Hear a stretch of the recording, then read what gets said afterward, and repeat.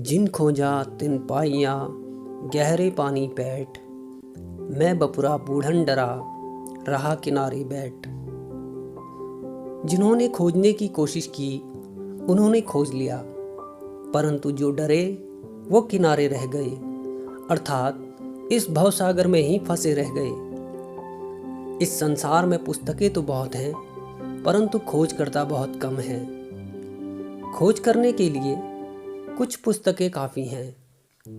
अगर आप पुस्तकों के भंडार से प्रेम करते हैं, खोज से नहीं, तो अभी आप निष्कर्ष तक नहीं पहुंचे हैं। क्या पुस्तकों का ज्ञान इस जीवन में समाप्त हो पाएगा? नहीं।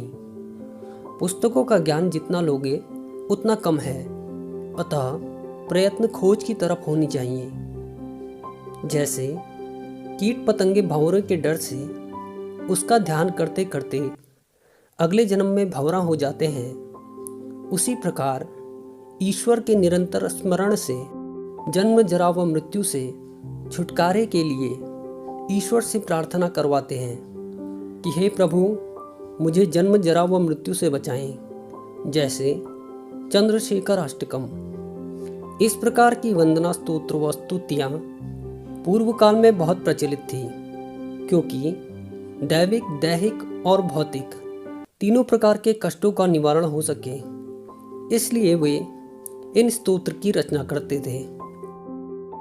आज के समय में आप यही पाएंगे कि व्यक्ति और दुखी हो गया है, क्योंकि व्यक्ति को आध्यात्मिक, भौतिक दोनों तरीके से बनाया गया है, और लोग आज आध्यात्मिक तो हो रहे हैं, परंतु उन्हें यह पता नहीं है कि आध्यात्म क्या है। इसलिए दुख बहुत अधिक हैं और सुख क्षणिक व कम है। आप भौतिक शरीर से बाहर की भौतिक दृश्य व वस्तुएं देखते हैं, उनकी प्राप्ति करते हैं, परंतु प्रफुल्लता व खुशी आपको भीतर से ही होती है। भौतिक स्तर पर प्राप्त की गई वस्तुओं में पहले दिन बहुत खुशी होती है, तथा यह खुशी दिन प्रतिदिन गिरते जाती है और अंत में शून्य हो जाती है। अतः हमें एक ऐसा माध्यम चाहिए जिससे कि हम सदा सर्वदा सुखी व आनंदमय रहें। अतः बुद्धिमान चित्त वाले लोग आध्यात्म में स्थिर होकर परमानंद की प्राप्ति करते हैं। भला ऐसा क्यों है कि एक व्यक्ति सत्य की खोज में निकल पड़ता है? क्या उसके लिए पुस्तकों से भरी पुस्तकालयें समाप्त हो गई हैं? किताबें तो बहुत हैं, परंतु वास्तविक अनुभव में चूक है। यदि हम पूर्व दार्शनिकों की कृतियों पर ध्यान दें तो हमें पता चलेगा कि उनका सोचना अलग अलग था, परंतु उनका परम निष्कर्ष एक ही था। कुछ निष्कर्ष अलग भी थे, जैसे चार्वाक व जैन धर्म।